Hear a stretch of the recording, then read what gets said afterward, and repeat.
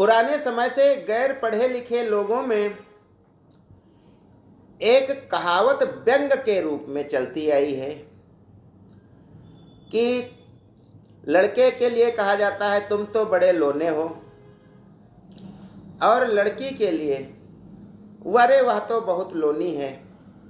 ऐसी कहावत है। इसका क्या अर्थ है? तो लोना या लोनी शब्द का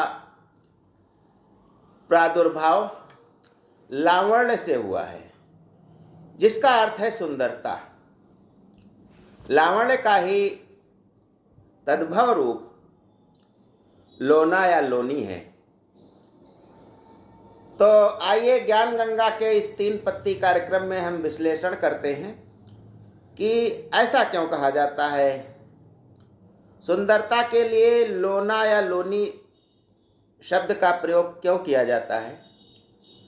तो जब हम इसके इतिहास में जाते हैं तो 11वीं शताब्दी का यह प्रकरण है। पंजाब के अमृतसर जिले में एक चमारी गांव था।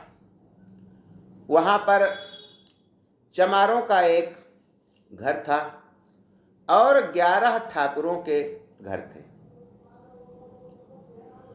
चमारों के घर में एक लड़की पैदा होती है जो बहुत ही सुंदर थी। बचपन से ही उसे सब पसंद करने लगे थे, बहुत अधिक। चपल और सुंदरता में उसके समान कोई नहीं था। जब वह 8-9 साल की हुई तो उसके 2 भाई थे, लोना चमारी के। तो उनको बड़ी चिंता हुई कि ठाकुरों का गांव है और अनुसूचित जाति के लोगों के प्रति उनका व्यवहार बड़ा ही कुटिल होता है। तो ये लड़की जब और उम्र बढ़ेगी तो लोग परेशान करेंगे, इसके लिए दिक्कतें पैदा करेंगे। तो इसे दृष्टिगत रखते हुए उसके भाई और माता पिता ने उसका विवाह 9 साल की अवस्था में कर दिया। वह ससुराल गई, लेकिन वहाँ उसका पति से झगड़ा हो गया किसी बात पर और वह वापस मायके में आ गई, यानी चमारी गांव में वापस आ गई। अब भाइयों को और ज़्यादा चिंता हुई। तब तक देखते देखते उस लड़की की उम्र 12 साल की हो गई। युवावस्था प्रारंभ हो चुकी थी।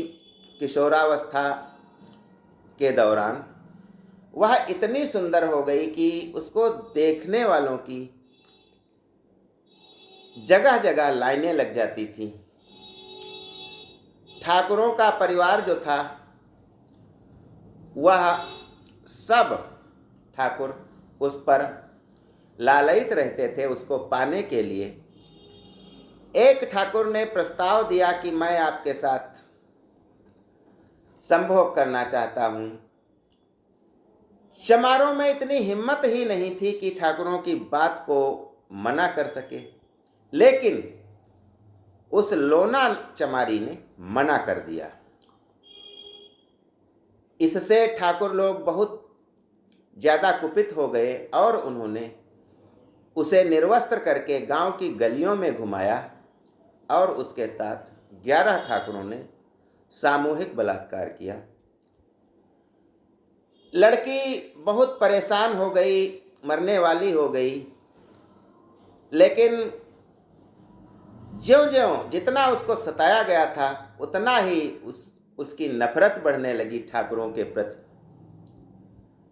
लेकिन वह कर भी क्या सकती थी। उसके भाइयों ने विरोध किया, उन्हें भी ठाकुरों ने मारा पीटा। अब लड़की किसी भी प्रकार से उन ठाकुरों से अपने साथ किए गए इस कुकृत्य का बदला लेना चाहती थी लोना चमारी। एक दिन वह वहाँ से गायब हो गई और सीधे दिल्ली पहुँची।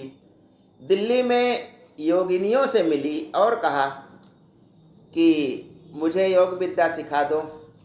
12 साल 13 साल की उम्र हो चुकी थी। योगिनियों ने देखा कि इसकी उम्र तो तंत्र साधना के लायक है ही नहीं, अभी तो यह युवावस्था में आई ही नहीं है। तो उन्होंने उनको उस लड़की को सिखाने से मना कर दिया योग विद्या। लेकिन वह मानने वाली कहाँ थी, उसे तो बदला लेना था। इसलिए वह बोली योगिनियों से कि आप हमें बताएं कि आप कहाँ से सीख करके आई हैं। योगिनियों ने सोचा इसको कठिन मार्ग यदि हम बता देंगे तो यह शांत हो जाएगी। तो उसको बताया गया कि असम के कामरूप जिले में कामाख्या पीठ है, जहाँ से हमने सीखा है। लड़की के मन में आया कि हम भी वहाँ जा कर के योग विद्या सीखेंगे।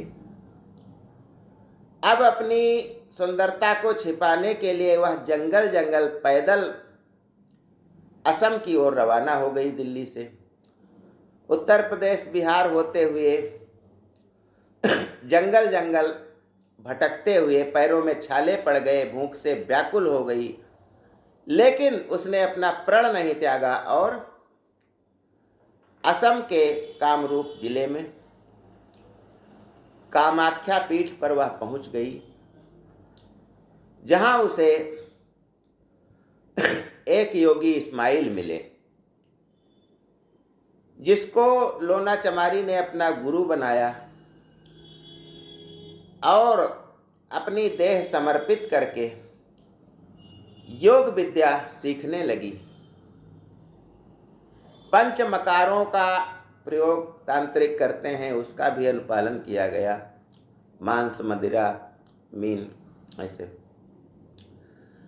धीरे धीरे योगी इस्माइल से सीखते हुए वह मंत्रों का जाप करने लगी और उनसे भी बड़ी सिद्ध तांत्रिक बन गई।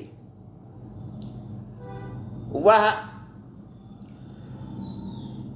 बहुत से तंत्र मंत्रों को सिद्ध कर चुकी थी और योग बल से वहां से अपने गांव पहुंचती है।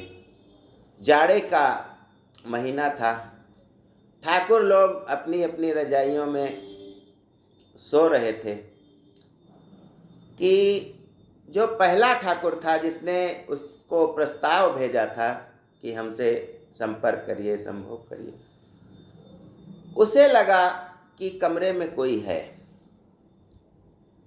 वह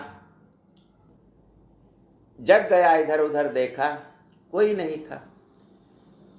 तभी फिर उसे लगा कि कमरे में कोई है। वह डर गया और इतना पसीना उसके शरीर से निकलने लगा कि उसने अपने सारे वस्त्र उतार दिए और कमरे में फेंक करके निर्वस्त्र हो गया।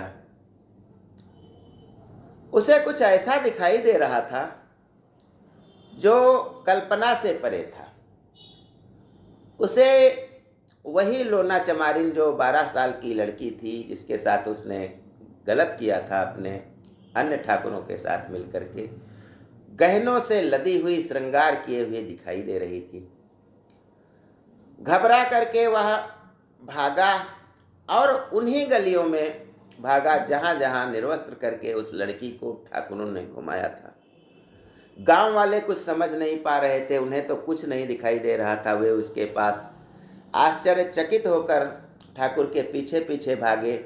वह बार बार कह रहा था, लोना मुझे क्षमा कर दो, लोना मुझे क्षमा कर दो, लेकिन वह नहीं मान रही थी। अंत में एक मैदान में ले जा करके उसको ठाकुर का शरीर हवा में उठ गया और ऐसा लगा कि कोई उसे उसकी गर्दन मरोड़ रहा है। 2-4 मिनट बाद अपने आप निर्जीव होकर वह ठाकुर गिर गया। उसके घर वाले उठा ले गए, उसका अंतिम संस्कार कर दिए। इसकी चर्चा अन्य ग्रामों में भी पहुंच गई धीरे धीरे, और एक एक करके 11 दिन में उसने अपने सभी दुश्मनों को, जो उसकी युवावस्था को बर्बाद कर दिए थे, उसने ऐसी ही सजा दी। कोई दीपक जलाने वाला ठाकुरों के खानदान में नहीं बचा। एक अनोखा बदला पूर्ण हो गया। अब लोना सिद्ध तांत्रिक बन गई थी, और जो तंत्र सिद्ध कर लेता है तो उसका नाम लेकर ही देश के सारे तांत्रिक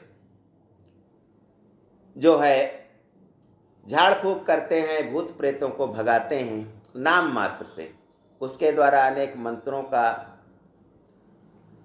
को लिखा गया, जिसे प्रयोग करके तमाम प्रकार की कापालिक क्रियाएं करते हैं और भूत प्रेतों का विनाश करते हैं। तो यह थी लोना चमारिन की कहानी। एक अनोखा बदला उसने ले लिया था, और तंत्र साधना में जिस शीर्ष पर अपने को उसने पहुंचाया था, उस तक आज तक कोई भी पहुंच नहीं सका है। उसकी सुंदरता या लावण्य के आधार पर ही गैर पढ़े लिखे लोग व्यंग में कहते हैं, तुम तो बड़े लोने हो या तुम तो बड़ी लोनी हो। ज्ञान गंगा में बस आज इतना ही। धन्यवाद। जय हिंद, जय भारत।